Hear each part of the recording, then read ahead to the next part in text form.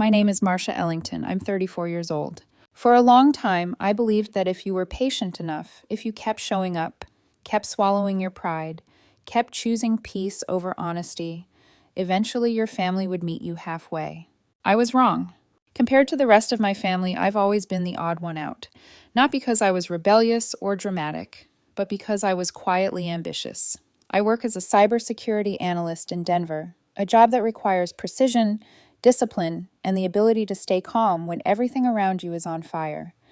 It pays well, significantly better than anyone else in my family, which has always been complicated. My mother, Linda, is a retired elementary school teacher. My father, Robert, still runs a modest auto parts store downtown, a business he built with his own hands and stubborn pride. And then there's my younger sister, Savannah. She's 4 years younger than me, 30 now, and for most of our lives, she's existed in a different reality than the rest of us. Savannah was never asked to be responsible, never expected to compromise, never told no. And 5 years ago, everything finally collapsed. That Thanksgiving was supposed to be special. I had just bought my first townhouse in Highlands, a cozy place with exposed brick, tall windows, and a tiny kitchen that somehow made me feel like I'd finally arrived. I'd worked for years to afford it. Years of saying no to vacations, no to new clothes, no to anything that didn't move me closer to stability. So I volunteered to host Thanksgiving. I planned for weeks: herb-crusted turkey, homemade cranberry sauce, mac and cheese using my grandmother's recipe, the one passed down through 3 generations. I wanted my family to feel proud of me. Savannah arrived late, of course. She swept in with her boyfriend Adrian, dressed like they were attending a magazine shoot instead of a family dinner. He came from money, the kind of generational wealth that doesn't talk about itself, but assumes the world will bend accordingly. The moment Savannah stepped inside, I knew. She looked around with that familiar tight smile. "Oh, wow, Marcia," she said sweetly. "This is cozy." Cozy, not spacious, not impressive. Just cozy. Throughout the evening, she compared everything in my home to Adrian's family estate in Vale. 12 bedrooms, imported marble, a wine cellar that cost more than my entire mortgage. Every sentence felt like a quiet correction, a reminder of where I ranked. I tried to let it go. I really did. But when she criticized the mac and cheese, the dish my grandmother made every Thanksgiving until she passed, I felt something inside me crack.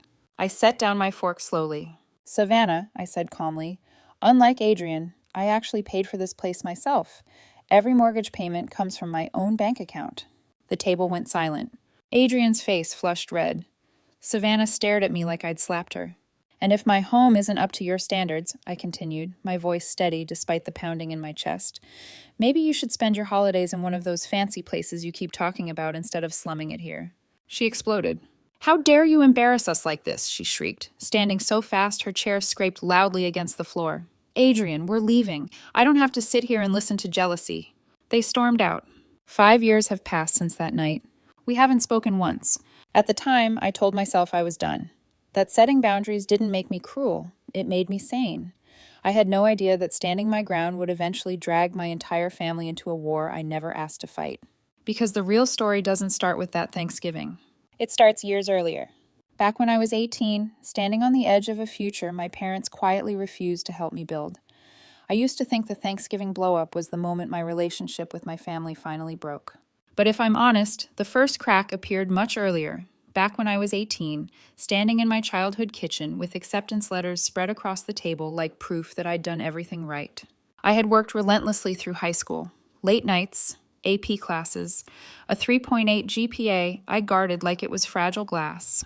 When the acceptance email from Colorado State University arrived into their competitive cybersecurity program, I cried. Not quiet tears, the ugly kind. Because for the first time, I could see a future that belonged to me. I thought my parents would be proud. Instead, they looked uncomfortable. "Marcia, honey," my mother said one evening in May, her hands folded tightly in front of her, "your father and I have been talking." Dad sat beside her, eyes fixed on the table like he was bracing for impact. That should have been my first warning. "What's up?" I asked, still buzzing with excitement about dorms, class schedules, orientation week. "Well," Mom continued, avoiding my eyes, "now that you're 18, we think it's time you figure college out on your own." I laughed, actually laughed. I waited for the punchline. You're serious? I asked slowly. Dad cleared his throat. When we were your age, our parents didn't help us. We worked our way through life, took responsibility. It builds character, Mom added quickly. Resilience. I felt like the floor dropped out from under me. But you always said college was important, I said. You said you were saving. It is important, Dad replied. Important enough that you should be willing to work for it. The truth came out piece by piece. They hadn't saved a single dollar, not one. No college fund, no backup plan, just a vague belief that hardship builds strength, and that I would somehow make it work. What about student loans? I asked, already grasping for solutions. We could co-sign. I'll pay them back after I graduate. Mom's expression hardened. Absolutely not, she said. Borrowing money is against our principles. It's degrading. People who take loans are just looking for the easy way out. Easy way out. I stared at her, stunned. Mom, I said quietly, tuition is $40,000 a year. Dad shrugged. Then maybe you need to reconsider whether college is really necessary. I fought them for weeks. I brought spreadsheets, statistics, articles about career outcomes. I begged, I cried, I promised to work, to budget, to do anything. They wouldn't budge. Meanwhile, Savannah watched from the sidelines, unaffected. Why would you even want to do all that? She asked me once, lounging on her bed, scrolling through her phone. I'll just marry someone rich, or take over Dad's store eventually. She said it like it was the most logical plan in the world. I swallowed my pride and called my grandparents, Grandma Rose and Grandpa Joe, my dad's parents in Grand Junction. Grandma didn't hesitate. Education is the one thing no one can take from you, she said firmly. We'll help. They co-signed my loans. Grandpa drove me to the bank himself. I'll never forget what he told me as we signed the paperwork. Your parents mean well, Marcia, but sometimes people cling so tightly to the past that they forget the world has changed. College nearly broke me. I worked 3 part-time jobs. Tutoring, a campus coffee shop, data entry for a local insurance firm.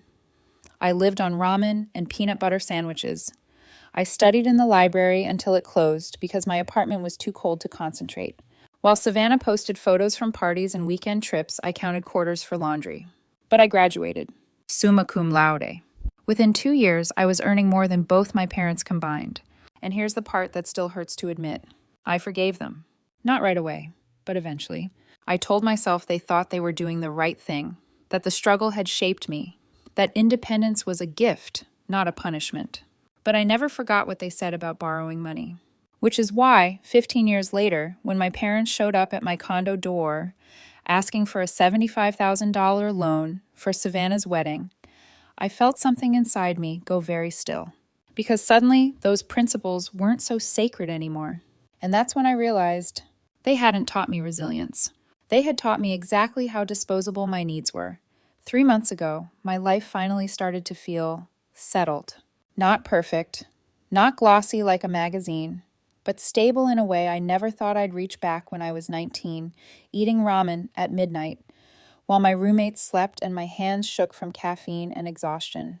I live in a 2-bedroom condo in Cherry Creek, the kind of neighborhood where the sidewalks are clean, the coffee shops know your name, and the windows glow warm at night, like everyone inside has already figured life out. I drive a new Tesla. I have a job that trusts me with real responsibility, and for the first time in my life, I'm not counting pennies in my head every time I buy groceries. I thought that meant I had finally escaped the heaviness of my family. Then my parents showed up at my door on a Tuesday evening. I remember the timing because I'd just kicked off my shoes and loosened my hair after a 12-hour day. I was halfway through reheating leftovers when the doorbell rang. When I opened the door, Mom and Dad stood there like 2 people about to deliver bad news. My mother's smile was too tight. My father's shoulders were stiff, as if he'd rehearsed what he was going to say and still didn't believe he should have to. Marcia, sweetheart, Mom said, stepping inside when I moved aside. We, have some news. I offered coffee out of habit, even though my stomach had already started nodding. We sat in my living room. My condo smelled faintly of roasted garlic and lemon cleaner. Outside, Denver's dusk was falling over the mountains, the sky turning that soft, bruised purple that always makes me feel small and calm at the same time. Mom clasped her hands in her lap like she was praying. Well, Dad began, forcing a smile that didn't reach his eyes. Savannah and Adrian are getting married. I almost choked on my coffee. Married? I repeated. They're still together? Oh, yes, Mom gushed. as if 5 years of silence between sisters was just a minor scheduling issue. They've been together this whole time. Adrian proposed last month. 3 carats, princess cut, Tiffany & Co. She said the words like they were a trophy. I set my mug down carefully. That's great. I'm happy for her. My voice came out neutral, but inside, something shifted, because there was an obvious question hanging in the air. Why were they here telling me this? I hadn't heard Savannah's voice in 5 years. I hadn't received a birthday text, not a holiday message, nothing. We sat in a thick pause that felt like fog. Then Dad cleared his throat. The thing is, he said slowly, Adrian's family has certain expectations. They're planning an elaborate celebration. They're very well off. Mom leaned forward, eyes bright with nervous energy. And we don't want to be outdone. I blinked. Outdone by who? By his parents, hey, she said like it was obvious. The Ashfords. They're throwing money around like it's nothing. We want to show them we can contribute too. That we're not lesser. There it was. Not love, not joy, pride. Dad nodded, as if he was announcing a sensible business decision. We've committed to paying for the venue and decorations. I stared at him. You've committed to paying for what? Dad said it like he was casually mentioning a dinner reservation. The venue is the Broadmoor in Colorado Springs, he explained, and Savannah has specific ideas about floral arrangements, lighting, catering setup. I felt my throat tighten. How much are we talking about? Mom and Dad exchanged a glance. It was the kind of look parents give each other when they've already decided what they're asking, but they want to see if you'll make it easier for them. Well, Mom said quickly, it's a bit more than we anticipated. How much more? Dad exhaled through his nose. 75,000. I didn't speak. It wasn't even the number at first. It was what it represented. $75,000. For a party. A party for the sister who had mocked me, humiliated me, walked out of my home, and then erased me from her life for half a decade. Mom leaned forward, her voice softening into a tone I recognized from childhood, the tone she used when she wanted something but didn't want to admit it. We were wondering, she said, if you might be able to help us. Just as a loan, of course. We'd pay you back as soon as we could. Loan. The word hit me like a slap. I sat back slowly, feeling my pulse start to climb. Let me get this straight, I said, careful, controlled. You want me to loan you $75,000 for Savannah's wedding decorations. It's not just decorations, Dad protested immediately. It's the venue, the floral arrangements, the lighting design. The same daughter who hasn't spoken to me in 5 years, I interrupted. Mom's face flickered. Marcia, that was a long time ago. No, I said. My voice sharpened. It was 5 years ago, and it wasn't a misunderstanding. It was a decision. Dad spread his hands, pleading. This is about family. I stood up and walked to the window because if I stayed sitting, I was going to start shaking. Outside, the city lights were starting to blink on one by one, like stars trying to replace the sun. I didn't turn around when I spoke. Do you remember what you told me when I wanted to go to college? Silence. The kind of silence that feels like a confession. That was different, Dad said finally, like he was grasping for the first excuse he could find. I turned slowly facing them. How? I asked. How was it different? Mom's cheeks flushed. You were young. We wanted you to learn independence. You told me borrowing money was against your principles, I said. You said it was degrading. That people who take loans are looking for the easy way out. Mom's mouth tightened. Marcia, now you're here asking me to loan you more money than my entire education cost, I continued, my voice rising, so Savannah can impress her rich in-laws with flowers. Mom's eyes filled with tears, but her voice was sharp. Please don't be petty about this. Petty. The word landed like a slap across my face. I stared at her, and suddenly I was 18 again, standing in that same kind of helpless disbelief, realizing my needs didn't count unless they served someone else. Petty, I repeated. I stepped closer, heart pounding. Do you want to know what's petty? Refusing to help your daughter get an education that would change her life. Then, showing up 15 years later, asking for $75,000 to throw a party. Dad shifted forward, desperate now. Marcia, we understand you're upset, but the wedding is in 2 months. We've already made commitments. I laughed once, bitter and short. Then I suggest you figure it out, I said. I watched their faces as the words sank in. Mom whispered, please. Dad said, Savannah is your sister. I felt something inside me go cold. Is she? I asked quietly. Because I haven't heard from my sister in 5 years. Not a phone call, not a text, nothing. Another pause. Mom wiped at her cheek. She'll come around. You've been saying that for 30 years, I said. When exactly is she supposed to magically mature? They didn't answer. So I did. Here's what's going to happen, I said, steady. I'm declining your loan request. Not because I don't have the money, not because I don't love you, but because I have principles too. Dad's eyes widened. Marcia! One of my principles, I continued, is that I don't reward people who treat me like garbage and then expect me to solve their problems. Mom's shoulders shook. Dad looked like I'd stabbed him. But the wedding, he started again, is not my responsibility, I finished. They left shortly after that, and I stood in my silent living room for a long time, staring at the door. I told myself it was over, that they'd take my answer and find another way. But deep down, I already knew my family didn't accept no. They treated it like a challenge. And the moment that door closed behind them, the real war began. For 3 days after my parents left, my phone stayed quiet. No missed calls, no passive-aggressive text, no guilt-laced voicemails. For a brief, foolish moment, I thought maybe, just maybe, they had finally accepted my decision. That they were figuring something else out. That they understood I wasn't going to be manipulated into fixing a problem I didn't create. I should have known better. The first call came Friday evening, right as I was leaving the office. I recognized the number immediately. Aunt Patricia, my mother's older sister, the family's unofficial spokesperson for moral outrage. Marcia, honey, she began in that syrupy tone she used when she was about to scold me. I just got off the phone with your mother. Hello to you too, Aunt Patricia, I replied flatly. She sighed dramatically. Don't get smart with me, young lady. I cannot believe how selfish and cruel you're being to your own family. I leaned against my car, staring out at the parking garage lights flickering on. Selfish how, exactly? After everything your parents did for you growing up, she snapped. This is how you repay them? I laughed once, sharp and humorless. What exactly did they do for me? She didn't miss a beat. They fed you, clothed you, put a roof over your head for 18 years. I closed my eyes. Those are the legal minimum requirements of parenting, I said. They don't entitle anyone to a $75,000 loan. This isn't about money, she huffed. It's about family loyalty. Where was that loyalty when I needed help paying for college?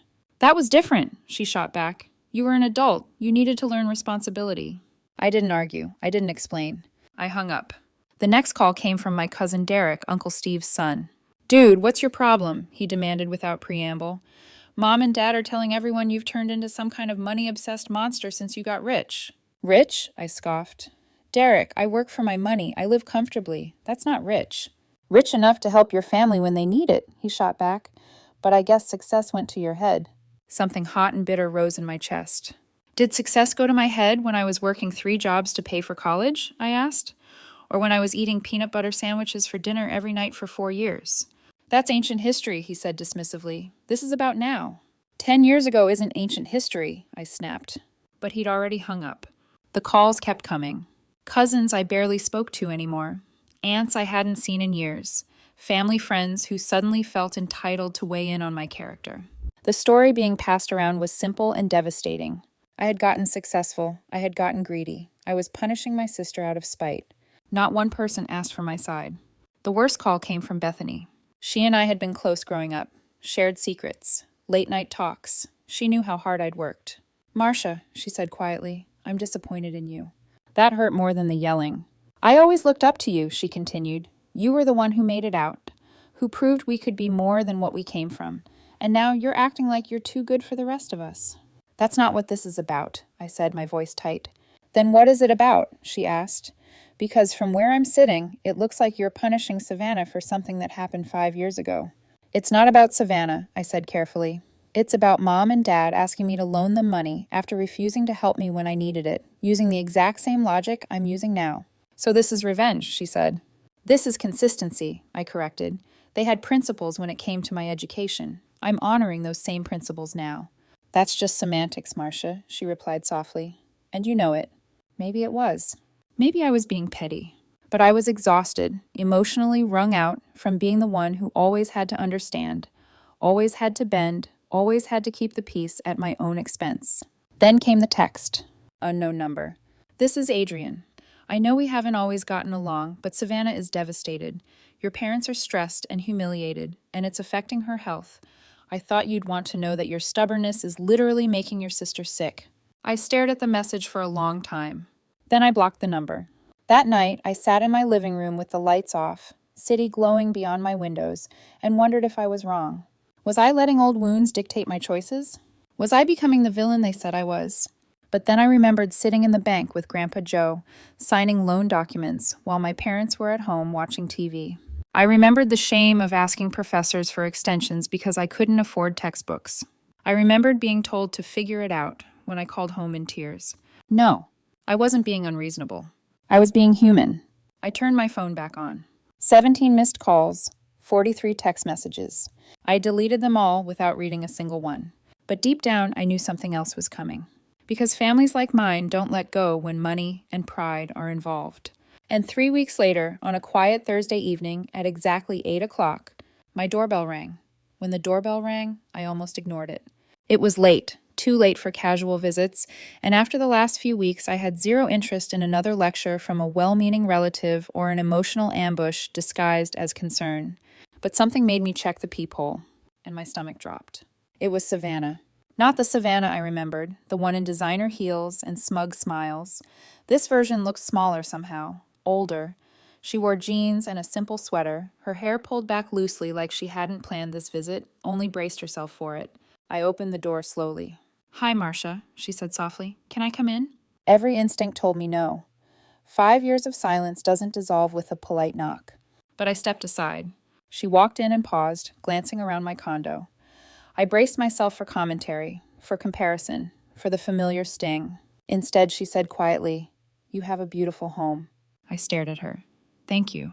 She sat on the couch, folding her hands in her lap like she didn't know what to do with them. "I came to apologize," she said. That wasn't what I expected. "For what?" I asked, sitting across from her, my guard fully up. "For everything," she said. "Thanksgiving, our childhood, for being a spoiled brat who never appreciated how hard you worked." I didn't respond. I couldn't. My brain was still catching up.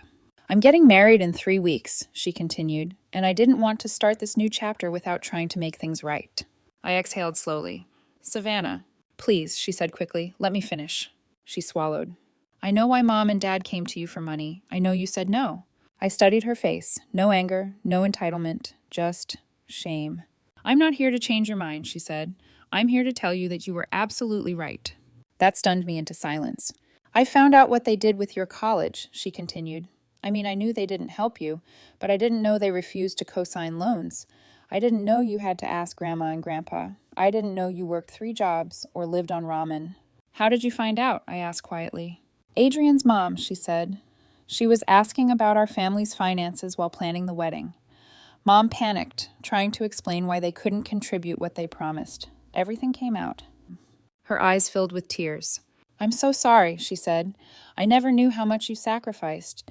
I never appreciated what you built on your own." I sat back stunned. "I let them promise things they couldn't afford," she continued. "I wanted a fairy tale wedding. I knew Dad's business hasn't been doing well. I knew they were living on a pension and Social Security. But I didn't want to face reality." I waited, heart pounding.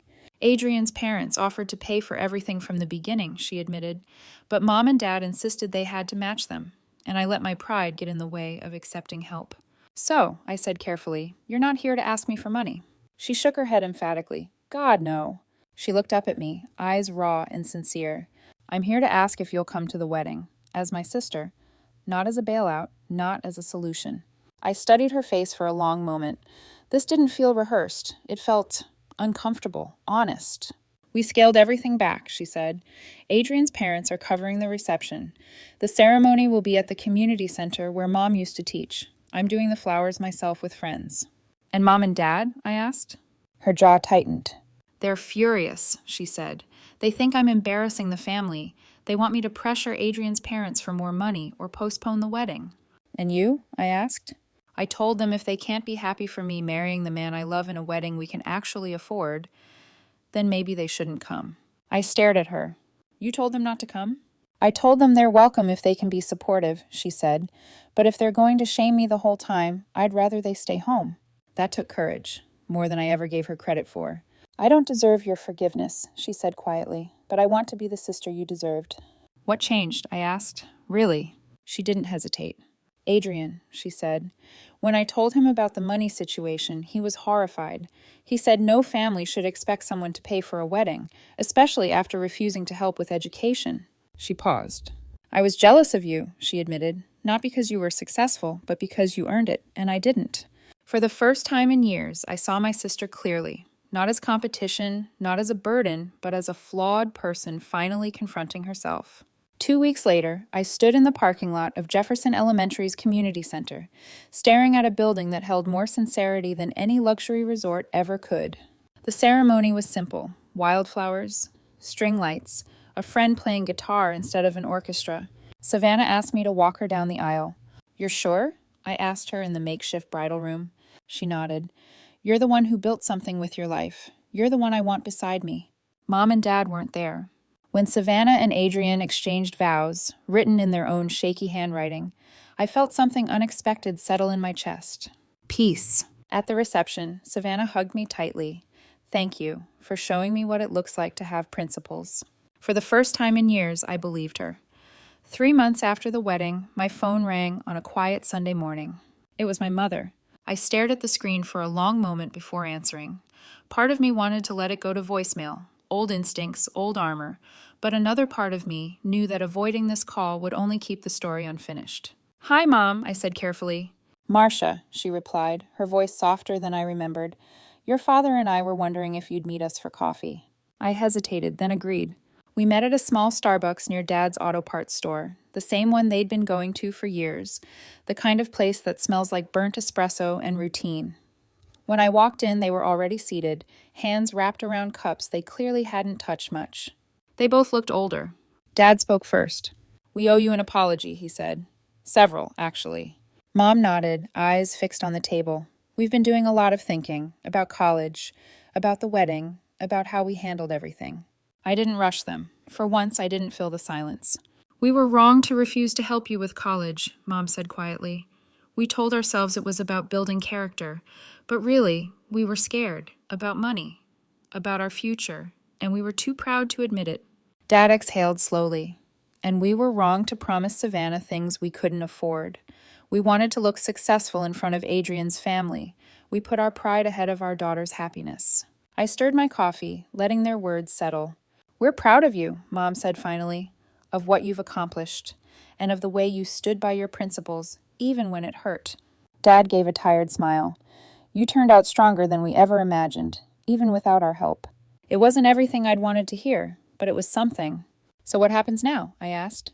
Mom glanced at Dad. Now we try to do better. With you. With Savannah. Dad added, she invited us to dinner next week, said she wants to start fresh. Are you going? I asked. If she'll have us, he said. We've got a lot of work to do. Driving home afterward, I thought about how strange life can be. A year earlier, I was estranged from my sister and drowning in resentment toward my parents.